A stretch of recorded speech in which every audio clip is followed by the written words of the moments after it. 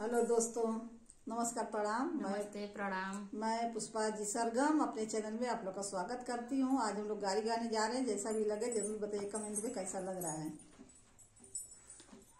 नई चकरी